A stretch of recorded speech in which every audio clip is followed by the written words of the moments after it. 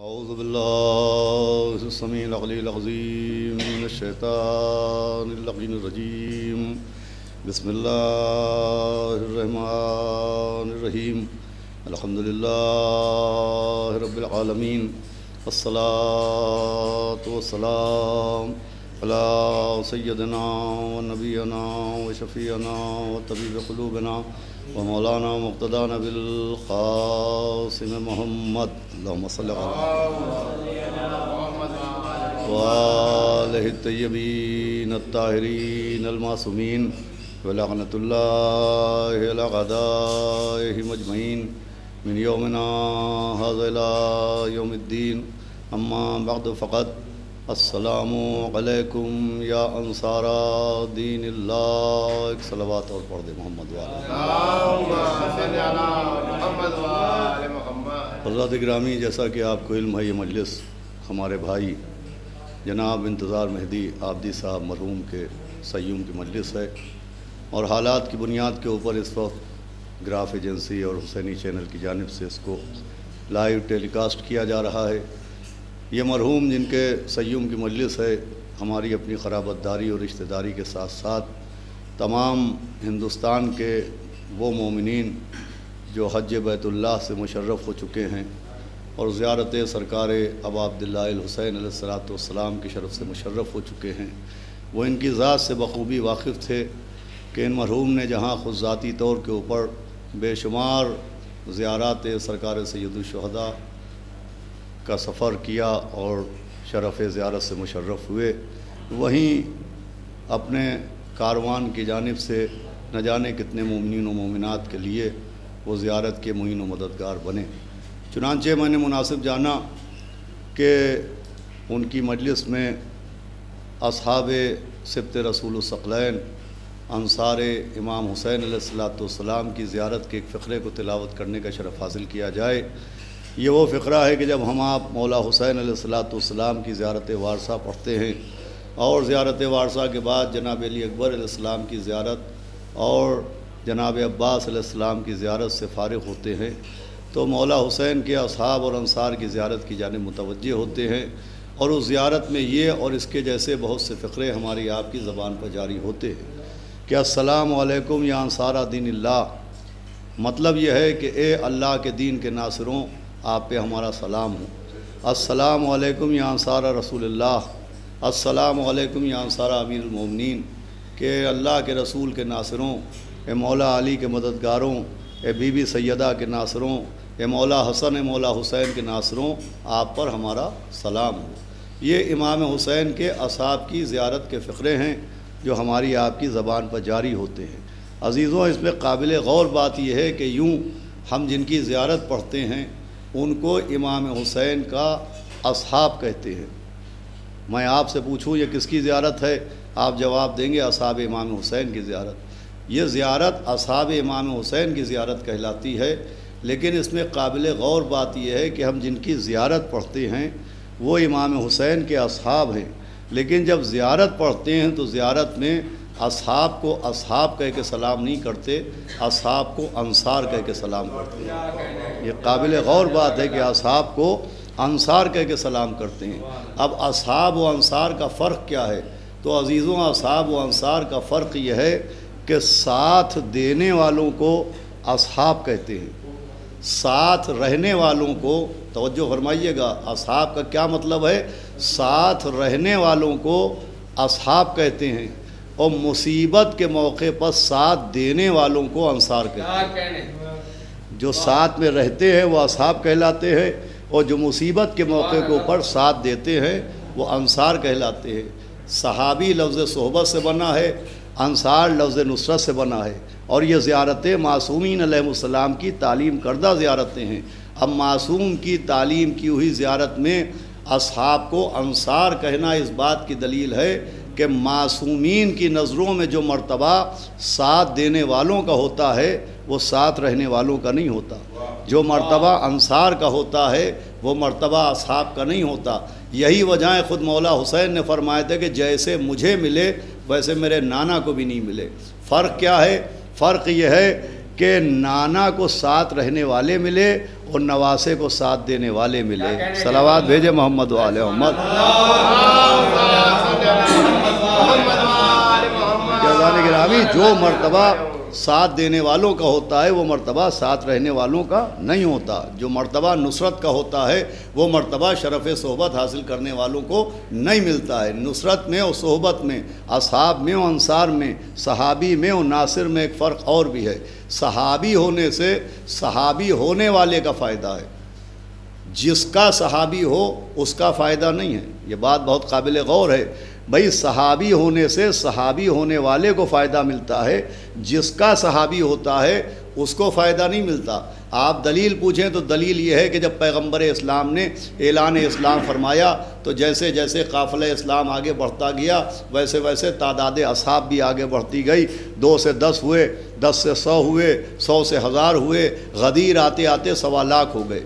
اب جو نبی کے پاس کلمہ پڑھ پڑھ کے لقب صحابی سے ملقب ہوتا گیا، جو شرف صحبت حاصل کرتا گیا تو اس کو نبی کی صحبت کی وجہ سے فائدے ملنا شروع ہوئے۔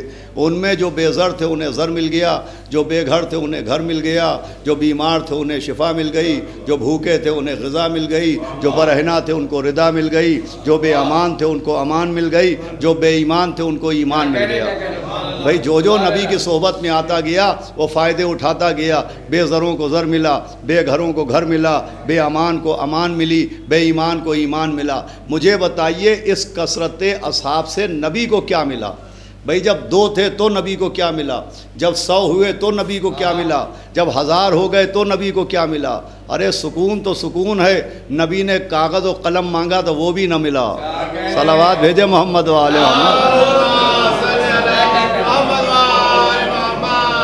گرامی، صحبت اور نصرت کا فرق سمجھنا چاہیے۔ صحابی فائدہ اٹھانے والے کو کہتے ہیں اور ناصر فائدہ پہنچانے والے کو کہتے ہیں۔ جو فائدے حاصل کرے وہ صحابی کہلاتا ہے، جو دین کو فائدہ پہنچائے، دین کی مدد کرے، وہ ناصر کہلاتا ہے۔ یہی وجہیں 2 نام تاریخ اسلام میں مسلسل آتے ہیں۔ ایک نام جناب ابو طالب علیہ السلام کا نام آتا ہے، ایک نام ابو سفیان کا نام آتا ہے۔ لیکن عزیزان گرامی، جب تاریخ کے دامن میں یہ دونوں نام آتے ہیں تو ایک فرق کے ساتھ آتے ہیں۔ جب ابو سفیان کا نام آتا ہے تو تاریخ اسے صحابی رسول لکھتی ہے، جب جناب ابو طالب کا نام آتا ہے تو تاریخ انہیں ناصر رسول لکھتی ہے۔ جس نے فائدہ اٹھایا وہ صحابی کہلاتا ہے، جس نے دین کو فائدہ پہنچایا وہ ناصر کہا جاتا ہے۔ صلوات بھیجے محمد عزیزان گرامی، جو مرتبہ نصرت کا ہے وہ مرتبہ صحبت کا نہیں ہے۔ اور پھر عزیزان گرامی، ایک ایسی شخصیت کے ایصال ثواب کی مجلس ہے کہ جس نے مولا حسین علیہ السلام کے زائرین کی مدد کی ہے، نصرت کی ہے۔ لہٰذا نصرت کی اہمیت کے لیے اتنا بہت ہے کہ ہم سے آپ سے بھی میدان کربلا میں امام حسین نے ایک تقاضا کیا تھا۔ 10 محرم کو امام حسین علیہ السلام نے ہم سے بھی ایک طلب کی تھی، ایک مانگ رکھی تھی، ایک تقاضا کیا تھا۔ اور مولا حسین نے 10 محرم کو ہم سے آپ سے جو تقاضا کیا، ہماری قوم کا بچہ اس سے واقف ہے۔ وہ تقاضا یہ تھا کہ حل من ناصر ینصرنا، کہ ہے کوئی جو میری نصرت کرے۔ دیکھیے، مولا حسین نے ہم سے آپ سے بھی دولت نہیں مانگی ہے، ہم سے آپ سے دینار و درہم نہیں مانگے ہیں۔ مولا حسین نے ایک ڈیمانڈ کی ہے کہ حل من ناصر ینصرنا، ہے کوئی جو ہماری نصرت کرے، ہے کوئی جو ہماری مدد کرے۔ تو اب جب مولا حسین نے ہمارے سامنے سوال نصرت رکھا ہے اور یہ مولا حسین کی آواز تا قیام قیامت پوری دنیا میں گونجتی رہے گی اور ایک سوال کے ذریعے دعوت نصرت دیتی رہے گی کہ ہے کوئی جو میری نصرت کرے۔ اب دیکھیے، ہم پر آپ پر مولا حسین کی نصرت لازم ہے، ہم پر آپ پر مولا حسین کی نصرت واجب ہے۔ جیسے ہم نے کہا ہم اللہ کو چاہتے ہیں، آواز آئے گی عبادت کر کے دکھاؤ۔ ہم نے کہا نبی کو چاہتے ہیں، آواز آئے گی اطاعت کر کے دکھاؤ۔ ہم نے کہا قرآن کو چاہتے ہیں، آواز آئے گی تلاوت کر کے دکھاؤ۔ ویسے ہی جیسے ہی ہم کہیں گے کہ امام حسین کو چاہتے ہیں، آواز آئے گی نصرت کر کے دکھاؤ۔ ہمارے ہاں بھائی ہم نے کہا ہم اللہ کو چاہتے ہیں، دلیل بنے گی اللہ کی عبادت۔ ہم نے کہا ہم نبی کو چاہتے ہیں، دلیل بنے گی اطاعت۔ ہم نے کہا قرآن کو چاہتے ہیں، دلیل بنے گی تلاوت۔ ہم نے کہا ہم مولا حسین کو چاہتے ہیں تو مولا حسین کی محبت کی دلیل بنے گی نصرت۔ ہم پر آپ پر بھی امام حسین کی نصرت کرنا لازم ہے۔ لیکن عزیزوں اب 1400 برس بعد ہم مولا حسین کی نصرت کیسے کریں؟ اور وہ نصرت جو کربلا کے 72 نے کی، وہ نصرت نہ 10 محرم سے پہلے ہوئی ہے، نہ ظہور امام زمانہ سے پہلے ہوگی۔ یہ بات قابل غور ہے۔ وہ نصرت جو مولا حسین کے اصحاب و انصار نے کی ہے، نہ وہ 10 محرم سے پہلے ہوئی ہے اور نہ ظہور امام سے پہلے ہوگی۔ میں نے یہ نہیں کہا کہ کبھی نہیں ہوگی، نہیں، وہ نصرت پھر ہوگی جب مولا امام زمانہ علیہ السلام کا ظہور ہوگا، اور ظہور کے وقت رجت ہوگی۔ یہ رجت شیعت کا ایک اہم عقیدہ ہے، بھائی علماء گواہی دیں گے، رجت شیعت کا ایک اہم عقیدہ ہے۔ اور رجت کہتے ہیں پلٹنے کو، کوئی جانے والا پلٹا لیا جائے اسے رجت کہتے ہیں، کوئی جاتے جاتے پلٹ آئے اسے رجت کہتے ہیں۔ اسی لیے ہمارے آپ کے مولا نے مغرب کی طرف جاتے ہوئے سورج کو مغرب سے پلٹایا، تو اس معجزے کا نام ہے معجزہ رجت الشمس، یعنی سورج کا پلٹنا۔ تو عقیدہ رجت تشیع کا ایک اہم عقیدہ ہے۔ اب یہ عقیدہ رجت کیا ہے سن لیجئے، گفتگو تمام ہو جائے گی۔ بھائی اللہ ایک ہے، اسے کہتے ہیں عقیدہ وحدت۔ نبی برحق ہے، اسے کہتے ہیں عقیدہ نبوت۔ مولا علی اللہ کے ولی مطلق ہیں، اسے کہتے ہیں عقیدہ ولایت۔ اہل بیت گناہگار چاہنے والوں کو روز محشر بخشوائیں گے، اسے کہتے ہیں عقیدہ شفاعت۔ اب یہ رجت کیا ہے؟ تو رجت یہ ہے کہ جب امام کا ظہور ہوگا تو خالی امام کا ظہور نہیں ہوگا، ظہور امام کے موقع پر وہ افراد جو دنیا سے جا چکے ہیں ان کو بھی پلٹایا جائے گا، وہ مومنین جو انتظار امام کی دعائیں کرتے ہیں ان کو بھی پلٹایا جائے گا، وہ مومنین جو دعائیں مانگتے ہیں کہ ہم ظہور امام کے موقع کے اوپر موجود رہیں اور امام حسین کے قاتلوں سے بدلہ لیں، اہل بیت کے دشمنوں سے بدلہ لیں، تو ان مومنین کو بھی مرنے کے بعد دنیا میں پھر سے پلٹایا جائے گا کہ آؤ تم دعا کرتے تھے کہ تم بدلہ لوگے، بدلہ لینے کا وقت آ گیا، آؤ، اسی کو رجت کہتے ہیں۔ عزیزوں صرف بدلہ لینے والوں کو نہیں پلٹایا جائے گا، یہ جملہ بہت غور سے سنیے گا، صرف بدلہ لینے والوں کو نہیں پلٹایا جائے گا، جن سے بدلہ لینا ہے ان کو بھی پلٹایا جائے گا۔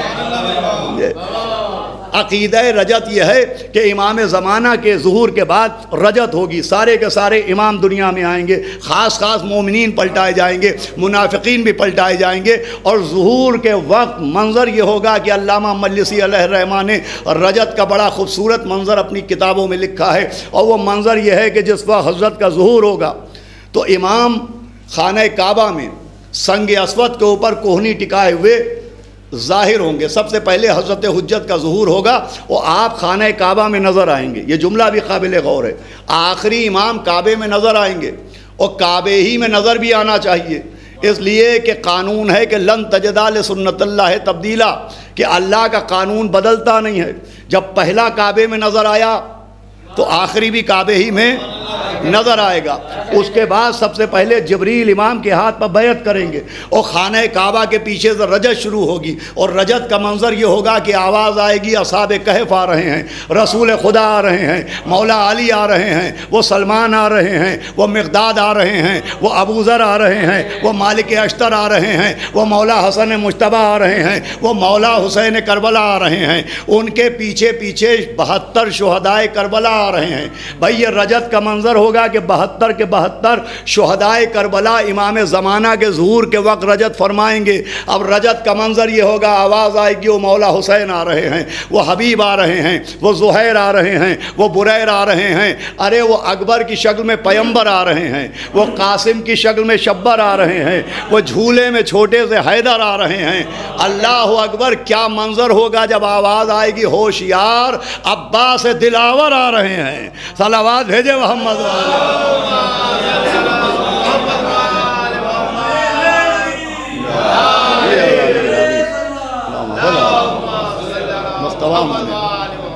یہ رجت کا منظر ہوگا، تو وہ نصرت جو شہدائے کربلا نے کی وہ نصرت وہی کریں گے۔ یہ جملہ شاید آپ محسوس کریں، وہ نصرت جو 72 نے 10 محرم کو کی تھی وہ وہی کریں گے۔ وہ تلوار جو 4 محرم کو گھٹنے پر رکھ کے توڑی گئی تھی وہ رجت میں پھر سے جوڑی جائے گی۔ صلوات بھیجے محمد وآل محمد۔ وہ حسرت جنگ جو جناب عباس علیہ السلام کے دل میں دب کے رہ گئی تھی وہ حسرت جنگ نکلے گی۔ تو وہ نصرت تو وہ بھی کریں، وہ کریں گے۔ اب ہم کیسے نصرت کریں؟ ہم پر آپ پر بھی تو نصرت واجب ہے۔ ہم نے کہا اللہ کو چاہتے ہیں، آواز آئے گی عبادت کر کے دکھاؤ۔ ہم نے کہا نبی کو چاہتے ہیں، کا اطاعت کر کے دکھاؤ۔ ہم نے کہا قرآن کو چاہتے ہیں، کا تلاوت کر کے دکھاؤ۔ ہم نے کہا مولا حسین کو چاہتے ہیں، آواز آئے گی نصرت کر کے دکھاؤ۔ ہم آپ کیسے نصرت کریں؟ ہمارے لیے طریقہ نصرت کیا ہے؟ تو ہمیں طریقہ نصرت ہمارے آپ کے 8ویں امام حضرت ابو الحسن علی ابن موسیٰ کہ راوی کہتا ہے میں 8ویں امام کی بز میں گیا تو میں نے دیکھا 8ویں امام بہت شان و شوکت کے ساتھ اپنی مسند کے اوپر جلوہ افروز تھے اور لوگ آ رہے تھے، کوئی قدم چومتا تھا، کوئی ہاتھ چومتا تھا۔ امام کسی کے استقبال کے لیے اپنی جگہ سے اٹھتے نہیں تھے۔ بس یہ آخری بات ہے، اس کے بعد مصائب ہوں گے، لیکن قابل توجہ بات ہے کہ امام کسی کے استقبال کے لیے نہیں اٹھتے تھے، جسے ہم آپ ویلکم کہتے ہیں۔ آنے والے امام تک آتے تھے، امام آگے بڑھ کے کسی کی طرف نہیں جاتے تھے، امام اپنی جگہ بیٹھے رہتے تھے، وہ کسی کے استقبال کے لیے اٹھ کے دروازے تک اس کو لینے کے لیے نہیں جاتے تھے۔ میں کہوں گا بھئی امام کسی شخص کی طرف اٹھ کے آگے بڑھیں بھی کیوں؟ اگر کبھی کعبہ حاجیوں کی طرف بڑھا ہوتا تو امام بھی عوام کی طرف بڑھتا۔ لیکن راوی کہتا ہے ایک دن میں نے دیکھا کہ امام اپنی مسند پر جلوہ افروز تھے کہ ایک صاحب دروازے میں دور سے نظر آئے، انہوں نے امام کو سلام کیا، امام نے جواب سلام دیا اور جواب سلام دینے کے بعد خود آپ اپنی مسند سے اٹھے اور اس شخص کی طرف آگے بڑھے اور خود آگے بڑھ کے اس کی کلائی پر ہاتھ رکھا اور فرمایا مرحبا یا دیبل انتا ناصرنا۔ کیا کہنا ہے دیبل، آپ ہمارے ناصر ہیں۔ کیا سن رہے ہیں آپ ہمارے ناصر ہیں۔ جناب دیبل خزائی کو 8ویں امام نے فرمایا آپ ہمارے ناصر ہیں، ناصر۔ مرحبا یا دیبل انتا ناصرونا، آپ ہمارے ناصر ہیں، آپ ہماری نصرت کرنے والے ہیں۔ مجھے بتائیے جناب دیبل کیا کرتے تھے؟ تاریخ کیا کہتی ہے؟ علماء نے کیا لکھا ہے؟ تو تاریخ یہ کہتی ہے اور علماء نے یہ لکھا ہے کہ جناب دیبل ترویج غم امام حسین کرتے تھے۔ دیبل امام کے غم میں مرثیے کہتے بھی تھے، پڑھتے بھی تھے، نوحے لکھتے بھی تھے، نوحے پڑھتے بھی تھے، عزائے حسین کا اہتمام کرتے تھے، عزاداروں کی خدمت کرتے تھے، فرش عزا بچھاتے تھے، ترویج غم امام حسین کرتے تھے۔ جناب دیبل ترویج عزائے حسین کرتے تھے۔ بس سنیے نتیجہ و گفتگو تمام لیجئے۔ دیبل نے مرثیے کہے، امام نے انہیں ناصر کہا۔ دیبل نے نوحے کہے، امام نے ان کو ناصر کہا۔ دیبل نے ترویج غم کی، امام نے انہیں ناصر کہا اور ناصر کہہ کے بتایا کہ یہ عزاداری، یہ ماتم، یہ مجلس، یہ زیارت، یہ کربلا، یہ آہیں، یہ بکا، یہ آنسو، یہ عاشق ہونے کی دلیل نہیں ہے، یہ ناصر ہونے کی دلیل ہے۔ یہ نصرت ہے عزیزوں، اور ایسی نصرت ہے کہ چھٹے امام نے فرمایا کہ جو ہمارے جد مظلوم کے غم میں آنسو بہاتا ہے وہ ہماری دادی فاطمہ زہرا کی نصرت کرتا ہے۔ یہ نصرت ہے۔ اور پھر عزیزوں ایک حق نصرت جو ہر شیعہ کی گردن پہ ہے، اس حق نصرت کا نام ہے مولا حسین کی زیارت۔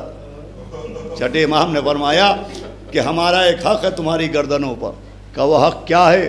کہ وہ حق ہے ہمارے جد مظلوم ابا عبداللہ الحسین کی زیارت۔ عزیزو اس موضوع پہ میں نے گفتگو یوں کی کہ ہمارے بھائی جو آج ہمارے درمیان نہیں ہیں، ان کی سب سے نمایاں خوبی جس کا ایک ایک شخص گواہ ہے، اور گواہی بھی ایسی ایسی جگہوں پہ جا کے مومنین نے دی ہے جہاں کی گواہیوں سے زیادہ معتبر گواہیاں کہیں نہیں ہوں گی۔ وہ خوبی تھی زیارت ابا عبداللہ الحسین کے سلسلے میں مومنین کی اور زائرین کی خدمت کرنا۔ دیکھیے قافلے بہت جاتے ہیں، کارواں بہت جاتے ہیں، اللہ سب کو توفیق دے کہ سب لوگ زائروں کے مرتبے کو سمجھیں۔ ہمارے بھائی انتظار مہندی عابدی صاحب صرف زیارت کے جو قافلے لے جاتے تھے وہ تجارتاً نہیں لے جاتے تھے، وہ خدمتاً زیارت کے لیے لے جاتے تھے۔ چنانچہ وہ واقعات بھی اور وہ مومنین بھی موجود ہوں گے جو اس بات کی گواہی دیں گے کہ نہ جانے کتنے زائرین اکثر دوسرے قافلوں میں جا کے وہاں پریشان ہو جاتے تھے تو ان کی بھی یہ امداد کرتے تھے۔ اور ایک ایک زائر کی خدمت کرنا، زائروں کی خدمت کرنا، حاجیوں کی خدمت کرنا بہت بڑا مرتبہ ہے مولا حسین علیہ السلام کی زیارت کا۔ کوئی کیا سمجھے گا امام حسین کی زیارت کسے کہتے ہیں، اور زیارت کا کیا مرتبہ ہے کہ 5ویں امام کے پاس ان کے ایک چاہنے والے آئے اور ان کا حضرت میں بہت دور رہتا ہوں اور روز روز آپ کی زیارت کو نہیں آ پاتا ہوں، میرا دل چاہتا ہے کہ میں ہر مہینے کم سے کم ایک بار آپ کی زیارت کو آؤں۔ یہ 5ویں امام سے ان کے ایک چاہنے والے کہہ رہے ہیں۔ اس میں کہیں کربلا کا ذکر نہیں ہے، اس میں کہیں زہرا کے اجڑے ہوئے گھر کا تذکرہ نہیں ہے۔ ایک چاہنے والا اپنا درد بیان کر رہا ہے کہ حضرت میرا دل چاہتا ہے کہ میں روز آپ کی زیارت کو آؤں، لیکن آپ کے بیت الشرف سے اور میرے گھر کے بیچ میں بہت بڑا فاصلہ ہے۔ امام کی آنکھوں میں آنسو چمکنے لگے۔ آپ نے فرمایا فاصلے کا غم تو ہم کو بھی ہے، فاصلے کا درد تو ہم کو بھی ہے۔ اس نے کہا حضرت آپ کو کس فاصلے کا غم ہے؟ تو فرمایا ہم بھی تو اپنے جد مظلوم کی قبر سے بہت فاصلے کے اوپر ہے۔ آپ اندازہ لگائیں مولا حسین کی زیارت، اس لیے چوتھے امام نے فرمایا تھا کہ زیارت میں جلدی کرو۔ کسی نے پوچھا کہ اگر کسی کے پاس پیسہ نہ ہو تو وہ کیسے زیارت کو جائے؟ فرمایا قرض لے کے جاؤ۔ کہا حضرت قرض لینے ادا کون کرے گا؟ کہا قرض وہ لے گا، ادا ہم کریں گے۔ اللہ اکبر، یہ ہماری ذمہ داری ہے مولا حسین کی زیارت۔ اسی لیے عزیزان گرامی سب سے زیادہ تاکید مولا حسین کی زیارت کی گئی ہے۔ اور پھر زیارت میں عزیزان گرامی زیارت کرنے والوں کی خدمت کرنا، زائروں کی خدمت کرنا۔ کوئی کیا سمجھے گا کہ اس خدمت کا کیا مرتبہ ہے؟ اس خدمت کا اتنا مرتبہ ہے کہ آپ نے ہزاروں مرتبہ جناب فطرس کا ذکر سنا ہے کہ فطرس امام حسین کے گہوارے سے مس ہوئے اور مولا حسین نے انہیں بالوں پر عطا کیے۔ اور جب فطرس بالوں پر لینے کے بعد حیات القلوب میں علامہ مجلسی نے لکھا ہے جنت میں پہنچے تو جنت میں آنے سے پہلے ان کا نام فطرس تھا، لیکن جب یہ جنت میں بالوں پر سمیت پہنچے تو فرشتوں نے کہا دیکھو دیکھو عبد الحسین آ رہا ہے، عبد الحسین آ رہا ہے۔ اللہ اکبر، فرشتوں نے فطرس کا نام بدلا تو اللہ نے فطرس کا کام بدلا۔ فطرس کا کام یہ رکھا گیا کہ اب فطرس کا کام یہ ہے کہ وہ زائرین کی خدمت کریں گے۔ یہ جو زائرین جاتے ہیں آپ سنتے ہیں اگر کوئی زائر بیمار پڑتا ہے تو فرشتے اس کی خدمت کرتے ہیں، کوئی زائر مر جاتا ہے تو فرشتے اس کی نماز جنازہ پڑھتے ہیں، کوئی زائر بیمار ہوتا ہے تو فرشتے اس کی عیادت کرتے ہیں۔ یہ کون سے فرشتے؟ یہ فطرس کے حوالے کیا گیا۔ ایک فطرس کا گروہ ہے جو زائرین کی خدمت کرتا ہے، اور پھر ایک منصور کا گروہ ہے جو زائروں کی خدمت کرتا ہے۔ یہ منظور وہی فرشتہ ہے، یہ منصور وہی فرشتہ ہے کہ جب مولا حسین نرغہ ہادہ میں چاروں طرف سے گھرے ہوئے تھے اور چلتے تھے چار سمت سے بھالے حسین پر، ٹوٹے ہوئے تھے برچھیوں والے حسین پر، یہ دکھ نبی کی گود کے پالے حسین پر، ارے قاتل تھے خنجروں کو نکالے حسین پر، گرتے تھے اور سنبھالنے والا کوئی نہ تھا، ارے تیرے ستم نکالنے والا کوئی نہ تھا۔ جب مولا حسین 3 دن کے بھوکے پیاسے پشت فرس پر جھوم رہے تھے تو ملائکہ کا لشکر آگے بڑھا، یہ منصور ان کا سردار تھا۔ آواز فرزند رسول بچپن میں آپ کو جھولا جھلایا ہے، ارے اس عالم میں آپ کو کیسے دیکھوں؟ آواز آئی منصور حکم خدا ہے، یہ ہمارے بچپن کے وعدے کی تکمیل کا موقع ہے۔ تو منصور نے بعد شہادت مولا حسین بارگاہ خدا میں عرض کی تھی پالنے والے اب میرا کام کیا ہوگا؟ تو آواز آئی تھی تمہارا کام یہ ہوگا کہ تم کربلا میں رہ کے زائرین کی خدمت کرنا، اور جب تک امام آخر کا ظہور نہ ہو تم گریہ بھر حسین کرتے رہنا۔ یہی وجہ ہے کہ منصور 4000 ملائکہ کے ساتھ مولا حسین کی قبر کے اوپر تا ظہور امام گریہ وزاری کرتے رہیں گے۔ بس عزیزوں میری آواز مجلس کے ذریعے مرحوم کی بیوہ تک بھی پہنچ رہی ہوگی، ان کی بہنوں تک بھی پہنچ رہی ہوگی، ان کی یتیم بیٹی تک بھی پہنچ رہی ہوگی، ان کے اعزاء و اقربا پورے ہمارے خاندان والے اس مجلس کو سن رہے ہوں گے۔ میں ان کی تسلیت و تعزیت کے لیے، ان کے دل کے سکون کے لیے ایک واقعہ سناتا ہوں، اور عزیزوں یہی مجلس کے لیے بہت ہوگا۔ ہمارے بھائی انتظار مہندی صاحب دیکھیں بہت مومن آدمی تھے اور بہت مولا حسین کے عاشقوں میں ان کا شمار ہوتا ہے۔ صرف یہی نہیں، یہ تو دنیا نے ان کا پہلو دیکھا کہ وہ زائرین کی کیسے خدمت کرتے تھے اور حاجیوں کی کیسے خدمت کرتے تھے۔ ہماری دادی کا بنایا ہوا امام باڑہ سکینہ بیگم صاحبہ کا امام باڑہ، اور ہمارے دادا کی کربلا جو ہردوئی میں موجود ہے ارشاد حسین صاحب، دیکھیں وہ نواسے تھے، وہ فریضہ ددھیال والوں کا تھا، مگر ان مرحوم نے وہ خدمت کی ہے کہ آج وہ جو امام باڑہ باقی ہے وہ انہی مرحوم کی خدمت کی وجہ سے، آج جو وہ کربلا وہاں کے اوپر باقی ہے وہ انہی مرحوم کی خدمت کی وجہ سے ہے۔ انہوں نے جو دولت کمائی وہ مولا حسین کے نام پر لٹائی بھی ہے عزیزوں، وہ ان کے گھر والوں کی، ان کی بیٹی کی تسلی کے لیے۔ دیکھیں بیٹی اور باپ یہ عجیب رشتہ ہوتا ہے۔ مجھے ایک جملہ یاد آ گیا، مولا علی سے کسی نے کہا تھا یا علی دعا کیجئے کہ اللہ ایک بیٹا عطا کرے،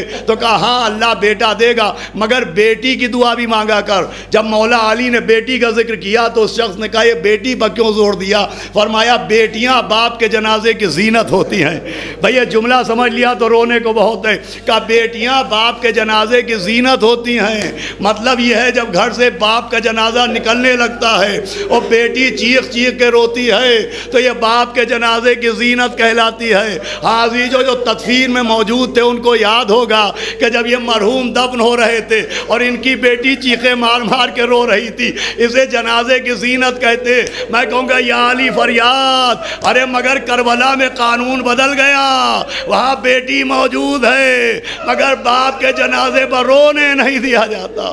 بس انہیں مجلس تمام ہے عزیزو، ایک معین و مددگار زائرین ابا عبداللہ الحسین کی مجلس ہے، 2 منٹ اور مجلس تمام ہو رہی۔ میں نے عرض کیا کہ جب زائروں کی خدمت کی ہے تو زیارت ہی کے سلسلے میں ایک واقعہ سن لیں اور مجلس تمام ہو جائے گی۔ اور دیکھیے میں شکریہ بھی ادا کرنا چاہوں گا انجمن غلامان جناب سیدہ کے تمام اراکین کا کہ جنہوں نے سخت موقع کے اوپر مرحوم کی تدفین و تکفین میں اتنی مدد کی۔ میں اپنے پورے خاندان کی طرف سے آپ حضرات کا شکریہ ادا کرنا چاہتا ہوں کہ آپ نے ایک مولا حسین کے زائر اور زائروں کی خدمت کرنے والے کی تدفین میں اتنی مدد کی۔ ان حالات پہ اللہ آپ کو اجر عظیم عطا فرمائے۔ کوئی غم نہ ہو سوائے غم سرکار سید الشہداء کے۔ بس سنیں ایک زائر کا واقعہ اور مجلس کو میں تمام کر رہا ہوں کہ ایک زائر ہر سال کربلا معلیٰ جاتے تھے اور یہ سوچ کے جاتے تھے کہ کاش وہ کربلا جائیں اور وہاں ان کی طبیعت ناساز ہو اور ان کا انتقال ہو جائے اور وہ کربلا ہی میں زمین پائیں، انہیں کربلا ہی میں دفن ہونے کا شرف مل جائے۔ لیکن ہر سال وہ جاتے تھے اور زندہ واپس آ جاتے تھے۔ ایک بار ان زائر نے سوچا کہ اب کی سے میں کربلا سے واپس نہیں آؤں گا، وہیں آباد ہو جاؤں گا تو کبھی نہ کبھی تو انتقال ہوگا، اور جب بھی انتقال ہوگا تو کربلا ہی میں کہیں پر زمین مل جائے گی۔ یہ سوچ کے وہ زمین کربلا پر آباد ہو گئے۔ کئی سال گزرے اور مولا حسین کی زری کے پاس اللہ ہم کو آپ کو پھر ایک بار شرف عطا کرے۔ پالنے والے تجھے مولا حسین بے کس کا واسطہ، اس وبا کے دور میں نہ جانے کتنے لوگ تڑپ رہے ہیں کہ ابھی آقا حسین کی زیارت نہیں ہوئی ہے۔ اللہ اکبر، ایک مرتبہ اور سب کو شرف زیارت عطا کر دینا۔ 6-7 سال اسی کربلا معلیٰ میں رہنے کے بعد ایک دن مولا حسین کی زری کے پاس تھے اور نماز پڑھنے کے بعد وہ اٹھے تو دیکھا کوئی بزرگ نظر آئے۔ انہوں نے سلام کیا، انہوں نے جواب سلام دیا اور پوچھا تم ہندوستان سے آئے ہو؟ تو کہا جی حضور میں ہندوستان سے آیا ہوں۔ کہا دیکھو آج شب جمعہ ہے اور شب جمعہ ہمارا ایک کام کر دو اور یہ پیسے رکھ لو۔ انہوں نے پوچھا کام کیا ہے؟ تو کام یہ ہے کہ یہ زمین کربلا کے شہر کے کنارے پر جو قبرستان ہے وہاں چلے جاؤ اور شب جمعہ وہاں دیکھو تمہیں کیا نظر آتا ہے، جو دکھائی دے وہ واپس آ کے ہم کو بتانا۔ یہ خوش ہوئے کہ پردیس میں کچھ پیسے مل گئے۔ شب جمعہ اس قبرستان میں پہنچے اور ساری رات بیٹھ کے انہوں نے ایک ہی منظر دیکھا، اور منظر یہ تھا کہ جنازے آ رہے تھے اور قبریں کھودی جا رہی تھیں، میتیں آ رہی تھیں اور میتوں کو قبروں میں اتارا جا رہا تھا۔ ساری رات یہی منظر دیکھنے کے بعد یہ مرد مومن جب نماز فجر کے لیے مسجد میں آئے اور نماز پڑھنے کے بعد اٹھے تو دیکھا پھر وہی بزرگ نظر آئے۔ وہ آگے بڑھے، انہوں نے سلام کیا اور پوچھا تو نے کچھ دیکھا؟ تو کہا ہاں حضور میں نے دیکھا کہ ساری رات نہ جانے کہاں سے جنازے آ رہے تھے اور قبریں بن رہی تھیں، میتیں آ رہی تھیں اور تدفین ہو رہی تھی۔ ان بزرگ نے کہا تجھے معلوم ہے یہ جنازے کن لوگوں کے تھے؟ تجھے معلوم ہے یہ میتیں کن لوگوں کی تھیں؟ تو کہا یہ تو نہیں معلوم۔ تو انہوں نے کہا یہ ان کے جنازے تھے جو تیری طرح تڑپتے رہتے ہیں کہ کاش ہم کربلا میں دفن ہو جائے۔ یہ کوئی یہاں کا رہنے والا نہیں ہے، یہ سب اپنے اپنے شہروں میں، اپنے اپنے دیسوں میں، اپنے اپنے ملکوں میں انتقال کر گئے ہیں، لیکن ان کی حسرت تھی کہ کاش جہاں سیدہ کا بھرا گھر اجڑ گیا، جہاں عباس کے بازو کاٹے گئے، جہاں علی اکبر کے سینے میں نیزہ مارا گیا، جہاں زہرا کا لال 3 دن کا بھوکا پیاسا شہید کیا گیا، اے کاش وہاں کے اوپر قبر مل جائے کہ کوئی یہاں کا رہنے والا نہیں ہے۔ یہ کہنے کے بعد ان بزرگ نے کہا یہ منظر تجھے اس لیے دکھایا گیا کہ تو بھی تو تڑپتا ہے کہ کاش کربلا میں انتقال ہو جائے اور کربلا میں زمین مل جائے۔ تو اپنے گھر چلا جا اور یقین رکھ کہ تیرا انتقال تیرے وطن میں ہوگا، لیکن اس حسرت زیارت کی وجہ سے وہ مجلس تمام ہے، تجھے یہاں قبر مل جائے گی، ایک قبر تیرے وطن میں بنے گی اور تیری میت کو اللہ فرشتوں کے ذریعے زمین کربلا پر منتقل کر دے گا۔ یہ کہہ کے ان بزرگ نے کچھ اور پیسے دیے کہ آپ کی جب کوئی قافلہ آئے تو واپس ہندوستان چلے جانا اور یقین رکھنا کہ تمہاری قبر یہیں بنے گی، انتقال تمہارے گھر میں ہوگا لیکن قبر زمین کربلا پر بنے گی۔ اس زائر نے ہاتھ جوڑے اور ان بزرگ سے کہا آپ مجھے واپس جانے کو کیوں کہہ رہے ہیں؟ جملہ سنیے مجلس تمام ہے۔ تو انہوں نے کہا اس لیے کہہ رہا ہوں کہ تیرے وطن میں اب تیری بیٹی جوان ہو گئی ہے، اور تیری بیٹی مجھ سے رو رو کے کہتی ہے اے آقا میرے بابا کو بھیج دیجئے، اے آقا میرے بابا کو بھیج دیجئے، اے آقا میرے بابا کو بھیج دیجئے۔ میں کہوں گا اے قتیل کربلا، اے ذبیح کربلا، اے مولا حسین، ارے دوسرے کی بیٹی کا رونا نہ دیکھا گیا، ارے کیسے دیکھا ہوگا جب کربلا کے اندھیرے میں آپ کی یتیمہ سکینہ آواز دی بابا سکینہ کہاں جائے، اے بابا یہ سکینہ لا لا القوم الظالمین سیعلم الذین ظلموا منقلبین۔ حضرات پھر سے ایک مرتبہ سورہ الحمد و سورہ اخلاص کی تلاوت کر کے ہمارے مرحوم بھائی انتظار مہدی عابدی صاحب ابن عسکری مہدی عابدی صاحب کی روح کو اِسالہ ثواب